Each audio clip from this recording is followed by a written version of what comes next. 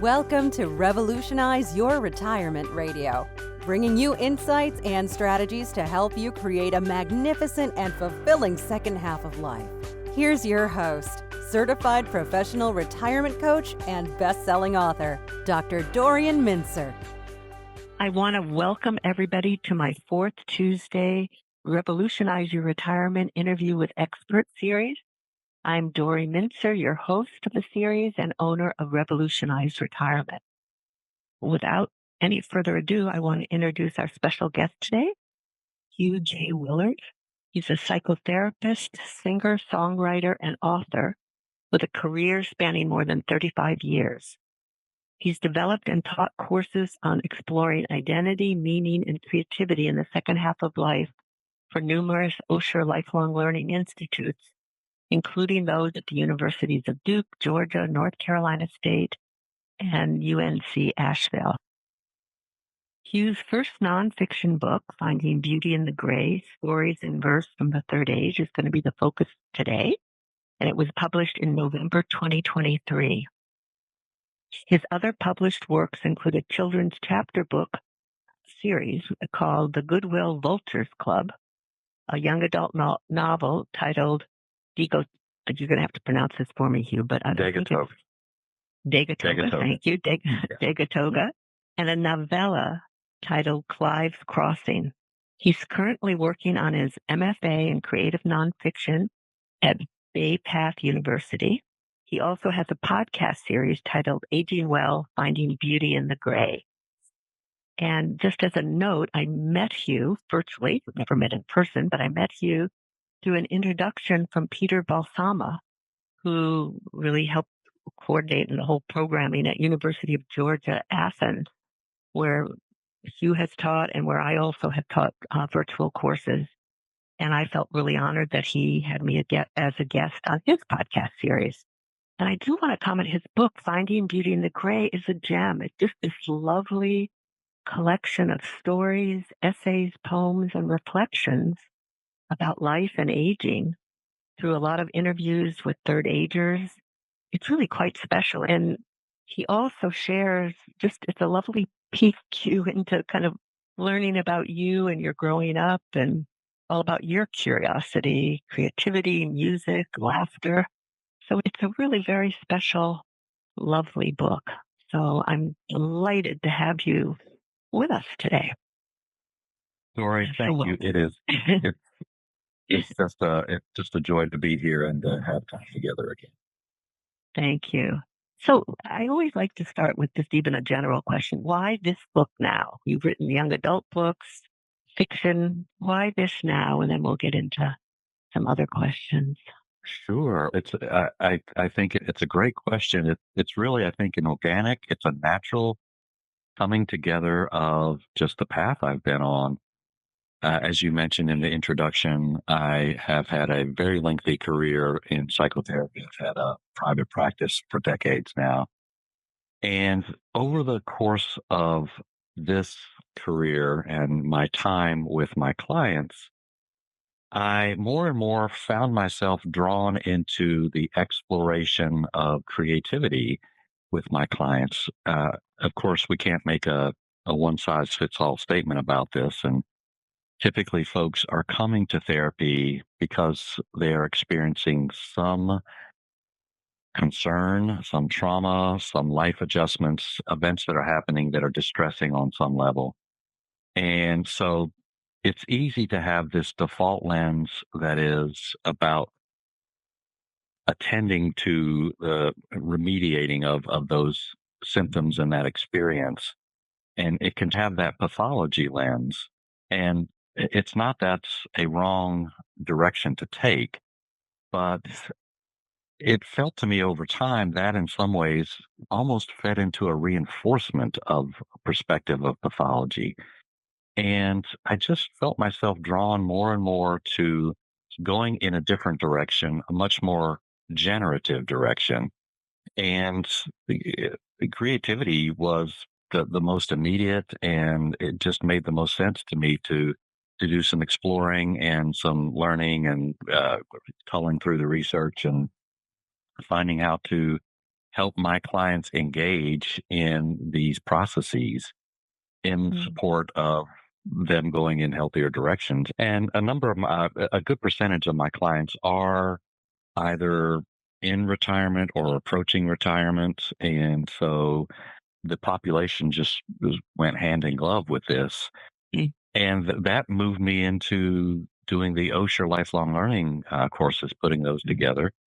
And that led me into putting the book together. So it was all just linear progression of that. Mm. And we're delighted that the progression led you here. And the participants, the listeners in this program are pretty much probably the same kind of age span that many of the people that you've taught at Osher and a lot of your own clients too. Your book is divided into three sections, and the first two of them explore the identity, purpose, and relationships in the third age. And there's no question, as you say, also taught a lot of classes on it too. The themes are gaining quite a bit of traction since we're living longer.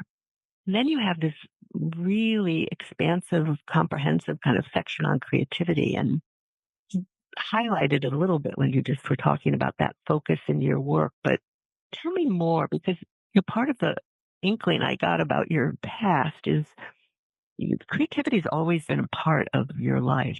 Creativity, as I think I said in the introduction, Yeah. creativity, curiosity, the Sure. music, laughter. Is creativity to you? Maybe we should think about it that way. What interests you in it, and what is it to you, and how do you approach it for yourself and with others? Sure. And I could talk very long about that, about this. So Yeah, I'll that's certainly okay. try to, yeah. Yeah. So I'll say this right off the top. So for many years, there have been plethora of resources for folks approaching coming into retirement, dealing with the financial health, the financial planning aspects, which is absolutely so important. And I'm glad that we have these resources. There have not been that many, historically, there have not been that many resources for folks that look more on the psychosocial, just to use that label for it, on the psychosocial side of things. And so eh, I'm grateful for what looks to be a shift in the winds with that, where there are more perspectives, resources, research, certainly retirement coaches that are helping folks to look more holistically at the parts of their life that they really need to attend to have the best experiences as we continue to move further into life. So I'm happy for that, and I expect that we'll get more and more of those things. That said, I still was not seeing much that was more directly pointing to the arena of creativity and its place in our lives. And frankly, Dory, that's not limited to folks who are in the second half of life. It has this aura to it. When we say creativity, we tend, and I'm speaking generally, we tend to have this sort of pre-conditioned notion that this is something that is the purview of the select few folks who are born with this capacity for wondrous creations of art and music and other sorts of artistic expressions. There's this alignment of that word with, again, the select few, leading other folks to not really, I in general, consider that they are creative, that this is, in fact, creativity is innate to each of us. And so I haven't seen that many resources out there that speak to that. And I'm very interested in helping folks really flip over this notion that there's a subset of people for whom they have been blessed with the right genes and therefore they have the capacity to do these creative enterprises and activities. It's actually for all of us. So that was my interest in, and again, coupled more directly with the aging process and just the really high importance and value. And I'm assuming we'll speak more about this throughout our time today, and maybe there'll be some questions as well. But we need to explore our own creative capacities in whatever form they may align for us. And we need to cultivate and engage those and reinforce those. They are essential to our cognitive health, to our mental health, to our emotional health, to our engagement and community in different ways. We all have this capacity for creativity. And I shouldn't even say capacity because that suggests that it's it could happen. We are creative beings. We are. And so that's a message that I really wanted to strongly emphasize in the book. Yes, it's got the earlier sections on identity, purpose, and relationships. And then there's this expansive section on creativity. Frankly, I haven't seen that many other resources that attend to this in the same way. And so I definitely wanted to have that as a real strong emphasis within the book. Creativity, just to say more directly about it, again, we can talk about the traditional aesthetics that are considered to be more traditionally creative. But creativity it's the generation of ideas, of insight. It's about problem solving. It's the way we understand and integrate our experiences. It involves resourcefulness. It involves innovation. These are all things that we need to cultivate to attend to whatever experiences we're having at any point in our lives. But again, for our purposes with our audience, we're looking at what are the experiences that folks face as they go into the later years. And of course, we're dealing with things like losses on a lot of different scales and presentations, coming into new, unknown, untrodden, I guess I would say, territory and environments. And how do we best manage those and come to some way of understanding how to best engage ourselves in those? So, a lot of different ways for application for creativity. Now, and I'll pause there because I know.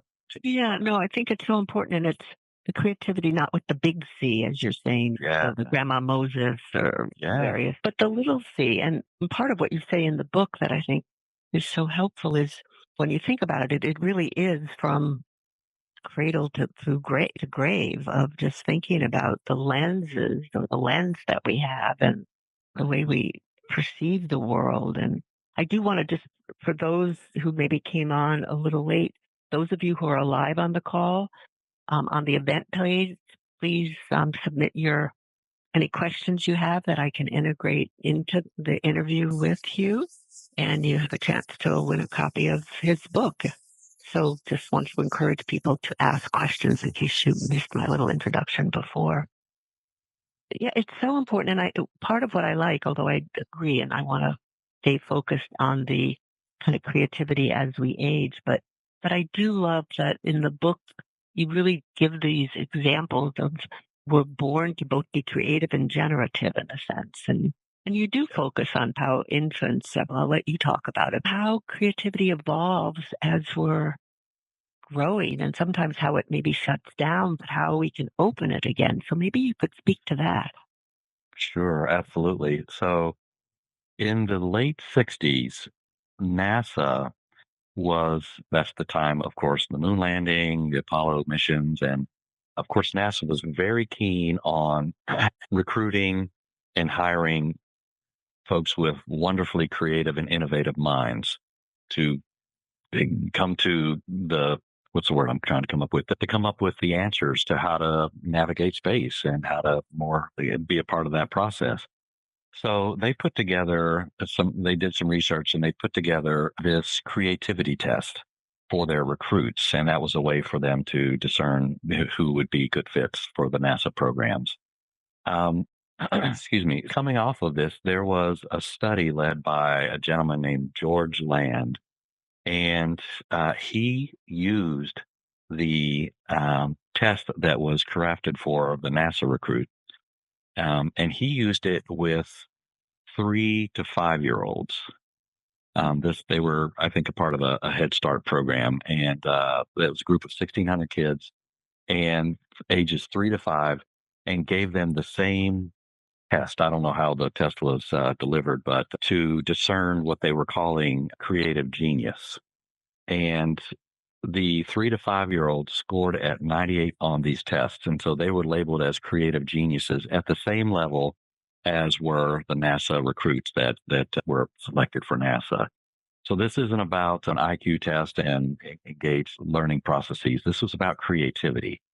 And so the NASA recruits had scored at that level. The 3 to 5 year olds had scored at that level as well. Follow up research showed that this level of creativity or creative geniuses that dropped to 30% at age 10 and down to 12% at age 15. And then with the general adult population, it was down at 2%. Yeah. And it's remarkable. It's remarkable. And the research has gone on from there. But the point about that is that we tend, it's not that we have lost that innate ability. It's moreover that it is just atrophied and it has given over to just the vicissitudes of life and our engagements in much more kind of pattern and rote sort of activity, a lot of the social conditioning that goes along with that. We just are not stimulated in the same way, but that doesn't mean that it is lost forever. It's a question again of how do we go about being intentional and engaging in the activities that are going to be more facilitative of the creative process. And there's some more specific sort of brain, some neurology that's a part of this that involves different parts of the brain, the default mode network. And creativity at the brain level is about divergent thinking and convergent thinking. And we can get into that at some point. But anyways, it's not been stimulated in the ways that it's needed to. And again, to go back to a comment just a little bit earlier, the crucial, just the essential need for us to certainly do this throughout our lives, but absolutely as we age, we need to understand that we need to be active and intentional in facilitating these processes. I might have strayed from your question. So it's fine, but maybe you could expand some more in terms of the creativity and ageism. And hopefully at some point you'll maybe share some of the stories and all too. But how would one do that? Say somebody doesn't feel particularly creative or feel somewhat stuck with the losses and all of the, as you say, the vicissitudes and the good, bad, and the ugly and everything. How do you help your clients, or what are some of the stories? How do people open themselves to this? Yeah, because absolutely. It's one of the strengths to try to develop, and some people, I guess, can be stronger on it. It's there for everybody. So go ahead. Right. That's why I'll speak. You use the word ageism. I'll speak to that first, and then I'll go into some more direct application, how folks can engage these processes. So generally, the ageism has a lot of different looks to it, but there is ageism that is in the societal ether. That's just the messaging that is about diminishment, decline as we age, as we get older, the losing of skill set and capacity. That shows itself in so many different ways, including with each of us that are in the second half of life, that are moving further along in the aging process. We unwittingly buy into some of this messaging. We think, to use a cliche here, you can't teach an old dog new tricks. You cannot teach an old dog new tricks, which is patently false. But how do we, again, unwittingly potentially buy into these sorts of ideas that I'm too old to learn these things. I can't do this. And we just passively go along that path, which is super sad to consider that. I don't want to be too dramatic with it, but the ageism part is something that is, in some respects, I think it's just a direct pointing out of, look, these ideas, where do individuals sit with them? What are your thoughts about your ability to be creative? Your thoughts about your capacity to come up with new ideas, to problem solve, to integrate new experiences in different ways? How do you feel about that? So I think the attitudes is an important front side exploration. And then there can be some different sort of processing that goes directly into more of the application. So to speak to that a little bit more, it's important that folks understand that one way to go about this story would be to explore with people, what are their interests? What are their passions? And when we explore that when I explore that with individuals, that sometimes is an anchor point or an anchor hold. because we're not having to fight too hard against some of the inertia of some of the messaging that maybe comes with ageism and or in generally about who is creative and who is not. When we start with something that is already an affinity, that is a way in. And then we can explore, okay, how might this be engaged in new and different and expansive ways? So, how do we maybe take something that is an interest and look to different ways to go after new learnings, formally and informally? How do we use the resources of things like OSHR, the OSHR Lifelong Learning Institute? How do we use in this day and age the internet?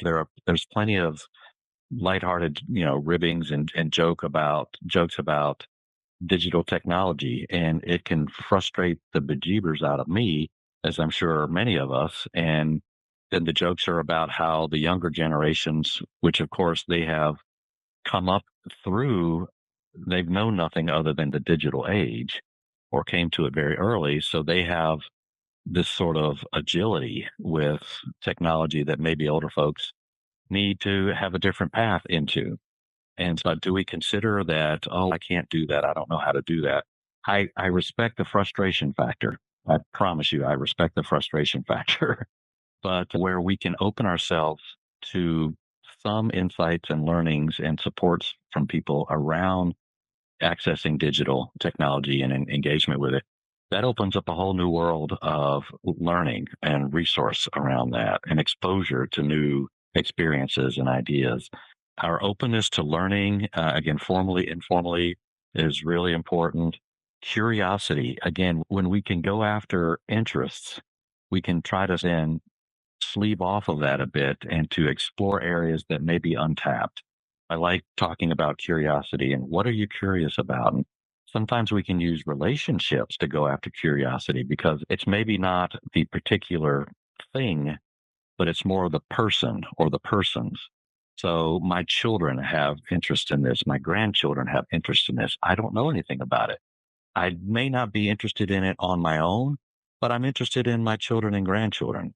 So maybe I can explore that. I can use the curious lens to help me get at least enough kind of integration of their interest that we can continue to have conversations about it. So curiosity is super important. To be more directly, you mentioned about laughter and play a little bit earlier. Another social conditioning is how do we think about play as we age? It is a word that, and again, I'm speaking in generalities here, but it is typically reserved for if we say someone is playing, we may consider that just as a default that it's going to be a younger person. Why not older folks? Now, again, I know I'm speaking in generalities and I'm popping images in my mind right now of older folks who are just gregarious and engaged and loving life. And of course, things to do the low hanging fruit here. Pickleball is all the rage these days, which is wonderful. And it's great for folks to do that. And that's just one of a multitude of examples. And it's even in a subset to talk about play as something that is in the realm of physical activity. It's about lightness. It's about losing restriction. It's about losing inhibition. And there are many ways for us to do that. Music it's a whole nother conversation. I've done some OSHR Lifelong Learning Institute programs on music and its central role in facilitating creativity, stimulating default mode network, divergent thinking. There are different types of music that do that. There's a lot of great research about that. Time in nature, engaging in just walking in nature, exploring in different ways that we do when we travel. There's a lot of different ways that we can come into different environmental settings that are going to subtly or more overtly are going to be facilitative in the process of creative engagement. That's great. And I want to integrate from Susan. I don't know where you're located, but Susan has some comment and we can add to that. And maybe you can. She said, very recently, I've participated in creative and fun art. And she asked, are you familiar with drip painting using high flow acrylics and water spritzing on watercolor paper? It's quite uncontrolled, easy to let go of. I'm starting to use collage as a creative coaching technique. Unglue You is Andrea Watt's approach that uses images, selecting, arranging, and storytelling. I would very much like to connect with you and others who work in this area. Her workshop is Next Phase Life Transition. Certainly it's about retirement, but also about major transitions such as parenthood, becoming a supervisor manager. She said, I'm reading Project Unlonely by Jane Noble. I'm only a third of the way through, fascinated. Creative activity is key to overcoming loneliness, dovetailing well with what you're saying, and the collage and creative coaching technique. So that was input from Susan that I'd love to hear your response to. And the other thing I wanted to mention was also Fred Mandel's work on becoming a life change artist. I was thinking as you were saying that with somebody I had trained with a while ago that, and also now Futures of Work, but you're right that it's not so widespread, but so important to focus on creativity. But we can come to that part later. But responses to Susan's Oh, yeah. sure. And I will say I'm not familiar with drip painting, but I am going to check that out. And as I listened to you read her, just what she was sharing there, what was coming to mind for me was I used the word inhibition. And it's understandable, and I'll put on my therapist hat for just a moment. It's understandable that we use defenses to help us manage life. Life is really hard, as we all know. And so we use defenses that help us to best navigate difficult events, situations, relationships. And so there's value in that. So I don't want to be dismissive right out of hand with that. But that being said, the defenses that we have and that we use often outstay their purpose. And then they end up getting stuck in some form or another. And that constricts us, that limits us. It causes inhibitions in different ways. And inhibition is antithetical to open creative expression and engagement. And that's again where I think it requires us to be intentional, to bring this to the fore of our consciousness and to make deliberate choice to put ourselves sometimes in uncomfortable situations and other times just to get outside of the day-to-day mechanized pattern-based way that we live our lives. So it doesn't have to be that it's about strong discomfort with something, but rather it's just we're on autopilot. And that's antithetical to creativity. So intentional choice, or which may or may not include discomfort, but just the visual I have as heard you describe what she was saying about the drip painting and some of the other things. It's there's a there's a boundlessness, there's a lack of constriction, there's an openness, and that's lovely. It's wonderful, and those are the types of things. And again, we're only limited by our creative, our openness to engage in different processes. We don't have to all choose. Some folks who may go more in the direction of maybe a variation on traditional art form that still have that sort of traditional sort of at least base to it. It's painting. It's some other form like that. Wonderful, completely wonderful. Yeah. And there are many other opportunities as well that involve movement, that involve just conversation, just different types of relational engagement. Yeah, inhibition, antithetical to creativity, anything that moves us in the direction of openness. I loved what she was describing and would certainly love to chat more with her. Great. I can make sure you I'll make sure you have an email for her. And she's from Annapolis, Maryland. So I just Maryland, okay. I had that because I didn't know where she was from. And just even thinking about the creativity can be when I always like to think about connection, engagement, and purpose and meaning.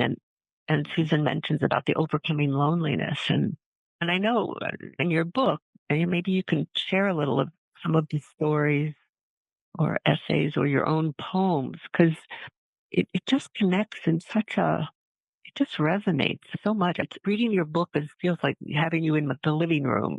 It's hearing your stories, hearing the essays. But I wonder if, because I know we talked that maybe it would be nice to even share either a poem or a story or something from the book. Do you think it might be a good time to do that, or other thoughts that you wanted to add a little bit more about because you're really talking about strengths that we have that either we're aware we have or maybe we need to develop more and, Right, and right. not to sabotage ourselves. So, Yes, and I'm actually thumbing through because as you were talking, I thought of one of the couples that I wrote about in the book, and I'll at least, if I'm not able to pull it here quickly, I will talk slowly for just a moment while I try to find okay. Well, I'm going oh, to here read it a is. comment while you found it. Okay. And then I'll come back to whatever a comment online. Yeah. Fine. Yeah. You found it? Good. Okay. Yes, and so I'll just set this up. So this is a couple, and of course names are changed here, but it shows a contrast. I use the word inhibition or another word constriction, and it shows the contrast for this couple, Rhonda and Sam. And Rhonda had retired, I think it was the year before Sam, and she moved right into a more engaged and open, just curious, exploring life process, which was the opposite of Sam. Let me see how much I might read here. Okay, I'll go with this. Okay. Rhonda and her husband Sam arrived in my office 6 months after Sam retired. They had been married for 35 years. They both had successful and fulfilling careers and relished and at times survived raising their two children who now have their own young families. Rhonda, steadfast and sensible, it was 10 years ago, retired 10 years ago. She spoke through her piercing blue eyes and platinum ringlet bangs of the unexpected bumps in the transition that eventually settled in nicely to meaningful involvement with her church and civic activities. More recently, she has taken a greater interest in cooking beyond the basic staples approach that was a better fit with a busy work and family life. She's come to love researching home remedies, especially using the various herbs from her garden, which have the advantage of her professional acumen. Rhonda spent the bulk of her career working as an agricultural extension agent for a nearby county. She regularly advised residents on soil preparation, the best nutrients for their yards and gardens, how to manage pests and blight, and even how to invite healthy critters to join in the work. She spoke of worm bins, compost, cover crops, soil aeration, and constantly cycling nutrients to keep things fertile. Ironically, to Rhonda's occasional embarrassment regarding her own yard, this was a case of the cobbler's children having no shoes. Before retiring, Rhonda acknowledged not always having the vigor and attention for repelling the pesky crabgrass or for regular and healthy pruning of her boisterous butterfly bushes. And she had no herb or vegetable garden to speak of beyond the occasional potted tomato plants. Since retirement, however, she has turned her attention to this passable but far from thriving backyard. She's even added several raised garden beds, and her time and intention have paid off well. She's quick to show pictures on her phone of her own bounteous garden. Her renewed and favorite saying, quote, "A healthy garden is built on healthy soil," end quote. All these engagements aligned well for Rhonda. They filled her days at a comfortable pace. And then last year, Sam retired from IBM. For the whole of his professional life, he'd worn the preoccupied programmer pants well. Head buried in his computer, he was subsumed in the technical matters of the day, but now he was retired, no more 9 to 5 grind. While this new phase was expected and they had some discussions, they admitted to not planning thoroughly for the transition. Sam stumbled off the ledge. Rhonda stated, "I love my husband dearly, but there are days when just wish he'd go fly a kite. Literally, find a new friend, do something for several hours so I can do my own thing. I had this vague awareness of how we each have morphed over the years, but it was easy enough to stay busy and distracted and to not pay attention to those changes in him that really annoy or trouble me. He needs to find something to do rather than just follow me around or just sit in his recliner watching that damn news." And see if I want to. Okay, I'll keep going here. In the preceding Who Are You Really section, we looked at the foundational roles of identity and meaning are for card carrying members of the Third Age Club. It is no small feat to explore and cultivate these twin constructs. And that's just when you consider yourself. What happens when you rotate 90 degrees and look at the person sitting in the Adirondack chair next to you? I missed the page here. In this account, it's clear Sam has changed. Sam has much work to do on his own process. But in this shared stage of the third age, what is Rhonda's role? Now, this is talking about relationship here. So I'm going to see if I just want to skim through or maybe just speak to some of what happened for them. So I think I'll just say basically to speak to the creativity part. If you looked at Rhonda's process, there was curiosity, to come back to that word here. There was a renewed interest, and it also speaks to the things that sort of weigh us down and limit our lens and our vision. Because again, we're doing the day-to-day grind with work and with families, and it doesn't always open space for us to engage some of the essential creative processes. But when she retired, she pivoted. She went back into exploring, starting out with interests and abilities, her acumen, her work. She reimagined it and approached it in a different way, and it became very fulfilling for her. Conversely, Sam, he just burrowed. He just put his head down and was atrophying on the vine there, and that was becoming an issue in that relationship in their marriage. To give the spoiler alert here, Sam did come around. We did some exploring of some of his process and interest and those sorts of things. He got into flying model airplanes, and he and Rhonda had some new friends that they were connecting with, and she was practicing some more of her exploration of cooking and using farm to table stuff. And so they both found some anchor holds for themselves, and they were able to open up to the process. I thought it was a nice story because he didn't literally go out and fly a kite, but he flew model airplanes. Yes, he did. Yes, Right. yeah, and that was it. Yeah. So I'm going to come back to, so Meg from Cambridge makes a comment that implied the question too. She says, I think creativity and generativity are essential elements for helping guide our aging. But I believe that even more fundamental are the worldview and associated values that shape the creativity for good instead of evil or unexpected negative consequences. She says there's so many examples, including AI. So she wondered, and I know in your book you talk about the divisiveness in our country and all of that too. And so just wondered sort of some of your thoughts on that about kind of the worldview and values and Right. using Well, creativity for good and not evil. Or yeah, go ahead. yeah, and I'll show some of my bias, I think, in response here. I think that's a very important point, and I'll just say this part briefly. I believe that when creativity is used for malevolence and just nefarious kind of goals, that it is a distortion of creativity. Now, in fact, we could say folks are coming up with innovative ideas and they're looking to serve their, again, malevolent purposes. And so they have, to some extent, they have success with that. And that's very disheartening. On a pure level, I think it is a distortion of creativity because for a person to engage in unhealthy or evil processes, they have to be limited. There have to be some bindings, some constrictions that are a part of their world and their experience. Very regrettably, though, there's not so much constriction that they're not able to wreak a lot of destruction and havoc across a lot of people's lives. So that is a challenge for sure. But creativity in its most pure form is not that. But it is essential that we are engaging authentic creativity. I'll use that phrase in response to this bastardized and distorted form of creativity. In thinking in our socio-political landscape is a perfect example of that. Of course, it's not limited to what I'm saying, us here in the United States. It's worldwide, of course.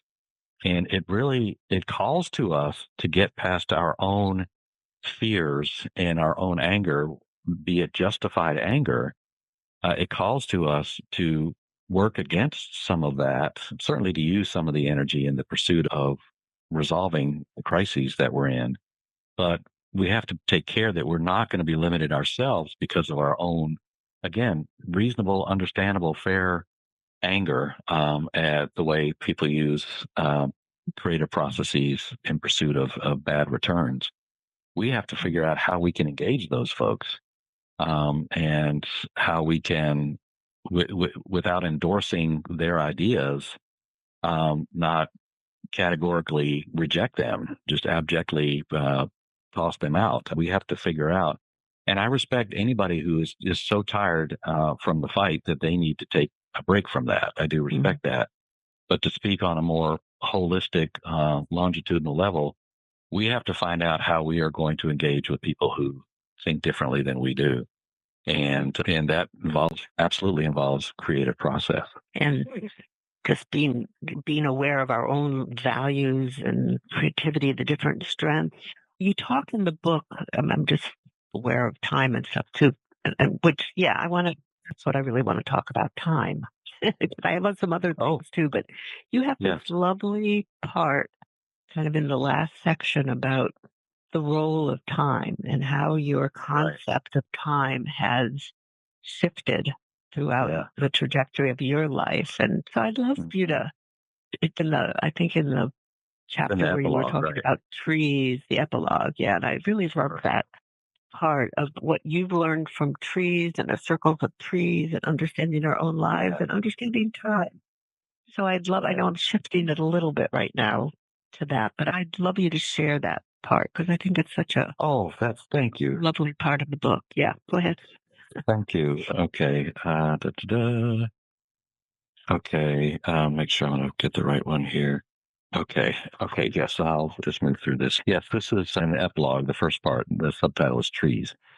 In the 1970s, Elton John and Bernie Taupin wrote Your Song, a top 10 hit in several countries, one of many for the inimitable songwriting team. The story of the creation of this song follows an oft-repeated newsworthy account. They wrote the song in 20 minutes, as Taupin recounts, on a grubby piece of exercise paper sitting at the kitchen table. There is a common question when considering many works of art, particularly with music, poetry, and literature. How long did it take you to write this? It strikes me as odd that largely in the industrialized world, we single out time, expedited and compressed, as virtuous. I intellectually understand this from a free market economy perspective. Time is money. The more I can produce in shorter time increments, the greater the return. But why and how does this translate to the rest of our experiences, notably the world of art and relationships? I can follow that the how long question may have as its original intent to honor brilliance and see creativity in its pure form. But time commodified distorts and bastardizes experience. It has no real meaning in the life of art and relationships. A piece may take 2 minutes or 20 minutes, a piece may take 2 minutes or 20 years to be materially composed. Equally, a relationship may come into fullness in 30 minutes or 30 years. In truth, like any of my songs, poems, or books, it has taken me the length of my life to write this book. Anything you or I do has reach and supply going back the length of our lives. But the question of time is embedded in our homes and hearts. And as we move further toward the conclusion of our place in this life and world, how do we engage time? Paul and Frances Allred lived behind us when my family first moved to my boyhood home in Oak Ridge. Home to mostly tobacco fields, cow pastures, and clusters of modest ranch houses, Oak Ridge felt like a time apart from the rest of the world.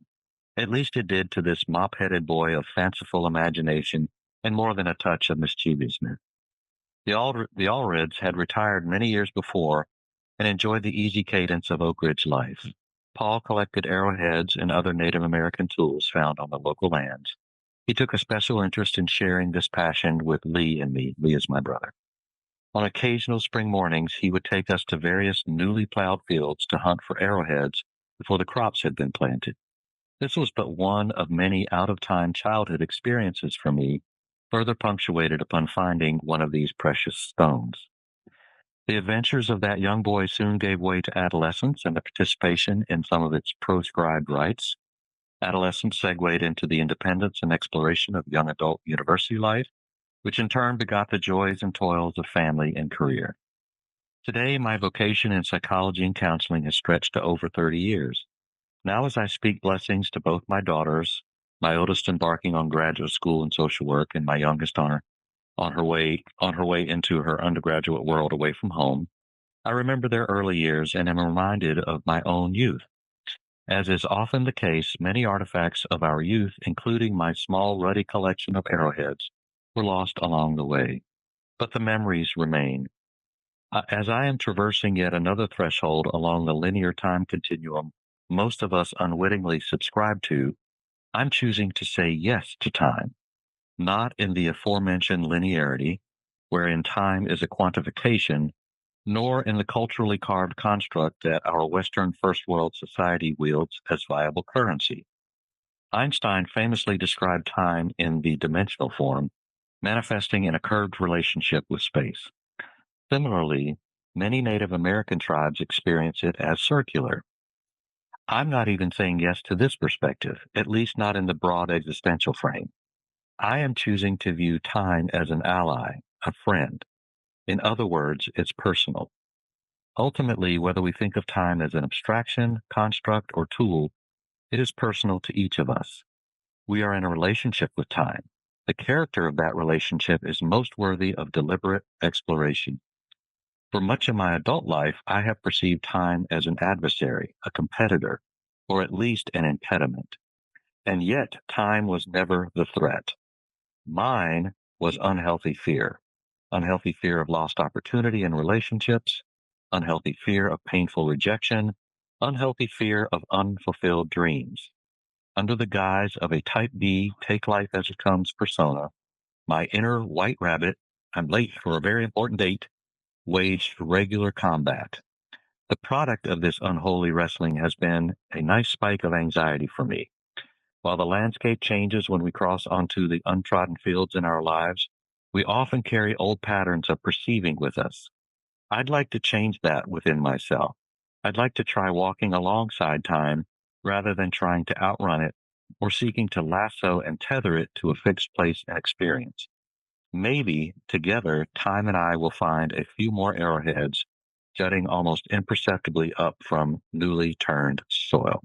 I'll stop with that. Mhm. It just so resonated with me. I just think that was so beautiful of just thinking about the kind of reflecting on the linear and maybe not so linear sometimes aspects of our lives. And I love that part of how we fight time and then really have it be an ally, with us as we move ahead to think how we want to use it. But go ahead. Yeah. Sure, and I think it's true throughout our lives, but it certainly has a particular resonance for many of us as we get older, and we have a number of indications that suggest to us limitations for us, or we're approaching the day of our death. So that can create a pressed feeling of what is it that I have that I need to do in that time that I have remaining. That can get in our way for sure.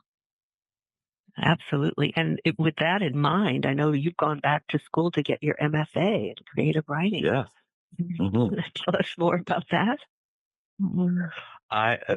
Dory, I am just loving this program, and I'm actually 2 years into it now, and I'll be working on my Mhm. thesis next year. And it's again to follow, not to make this a completely linear process, but when we were speaking earlier in the conversation today about my work with clients, and then with the Osher Lifelong Learning Institute folks, which facilitated my writing the book really spiked my interest in pursuing more nonfiction writing, and it facilitated my interest in going back to get my MFA. And I am just smitten with this whole process, and that I would not have anticipated this happening pre-pandemic, but here we are, and just a number of the events that have happened personally, but more so, I think, just on the societal and global level coming out of the pandemic, that's just fostered the idea in my mind that I want to do this. I want to pursue this Mhm. as a new direction to go into more teaching and more writing. So here I am, and I'm just loving the process.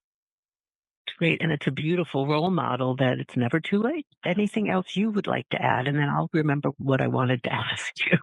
You will come back. I'll Yeah. just riff off of the last thing about it's never too Yeah. late. And Oh, I think right. the key Which there, tied into that. yeah, yeah, well, the key there is that I used a qualifier earlier about formal and informal Hmm. engagements in creative process. And so I love the models you mentioned, Grandma Moses, and a number of folks who started, and some of these are in the book as well, who started their life's passion, or maybe it was a renovation of a life passion later in life. I love the examples. They're not just giving in to the societal imprint of ageism that says you're too old to do something. So I love that. But I want to impress upon folks that it does not have to be a formal step into a new process like going back to school. Wonderful for folks who do that.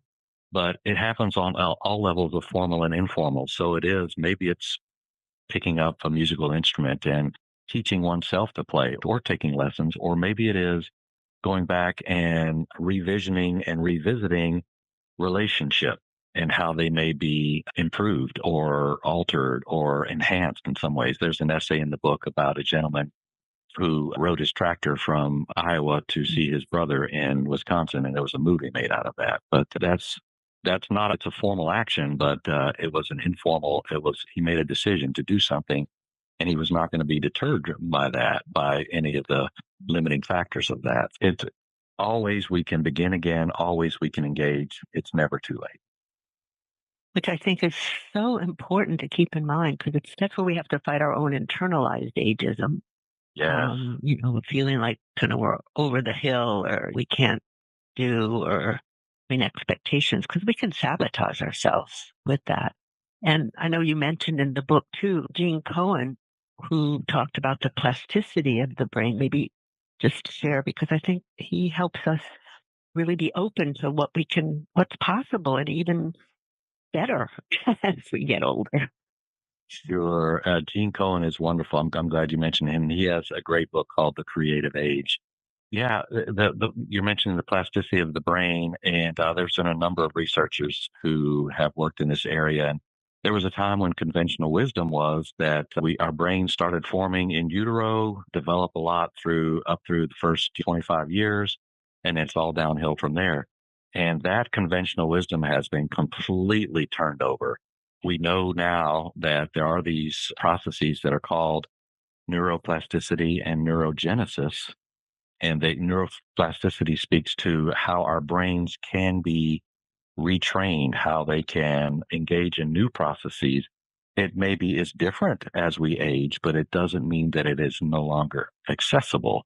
So we always can learn new things. Neurogenesis, just what the word implies, it is we do lose neural cells as we age as a natural function of aging, but the way that we will engage creative processes directly correlates with neurogenesis. So it is actually the production of new neural cells. And it's fascinating research that looks at that we actually, and this is just completely fascinating. We are creating neural cells up through the point of death. Now, there's a quick attenuation of that after a person has died. But so we are always creating new neural cells, more so if we are intentional in our processes and engaged in this. And Mhm. put that alongside of things like epigenetics so that we are not completely limited by whatever our gene coding is. There is the capacity for our brains to do remarkable things, but we have to understand and know that we are buying into a process that requires a lot of consistency, repetition, engagement, openness. And that's how we take care of our brains, the brain health, and are able to have much more enjoyable experiences as we continue forward. It's so important. I'm glad that you've mentioned that part of it too. So this has been wonderful. I'm so appreciative of you being here. So why don't you tell people what your website is, how they could be in touch with you, Yeah. about your podcast, things like that. Sure, absolutely. So my main website is hughwillard.com. So if they just Google Hugh Willard, they'll pull that up. And that website has access to my books, my music, my podcasts, my blog posts. So it's one-stop shopping there. But folks, they can also go directly to my podcast webpage, and that is Finding Beauty in the Gray, all together, lowercase, findingbeautyinthegray.com. They can also access me on social media, Finding Beauty in the Gray. That's on Instagram. And on Facebook, it's Aging Well, Finding Beauty in the Gray. And that's the page on Facebook if folks can reach me there. Great. Thank you. So any final last takeaway that you'd like people to have from you as we Sure. Well, get together? Go ahead. I have some suspicion that I'm preaching to the choir, but I'm hopefully giving some new food for thought for folks with respect to creativity. But the fact that folks have called in and are a part of this conversation, it suggests to me that they are open to process. I guess I'll just reiterate that we have to keep exploring. We talked about ageism. We have to keep exploring the ways that we are limited by our internal, often indiscriminate, unchallenged notions about what it means as we age, and to understand that really our limitations are about those received and indiscriminate kind of ideas that we cannot do things. And the courage that it takes, I mentioned earlier about how we have life is hard and we have a lot of losses and rejections and ruptures. And so we do need to take care of ourselves. But in doing so, we have to be careful that we're not cutting ourselves off from continuing to go out and be vulnerable and engage in healthy ways and exploring new processes, new relationships. Those are the things, that's the stuff of life. That's the substance of life. And the extent to which we can have courage and engage those things, we're all the better for it. Thank you. And I totally recommend Finding Beauty in the Gray, and you can read some of Hugh's poetry. And in fact, allow yourself to think about poetry, stories about your life, memoir. All these things are, kind of ways of making sense of our life and world and everything. And I think the book is such a beautiful example of that too. So thank you, Hugh, so much for being with us today. And thank you all for being here. And be well. Take care. You've been listening to Revolutionize Your Retirement Radio with Dr. Dorian Mintzer.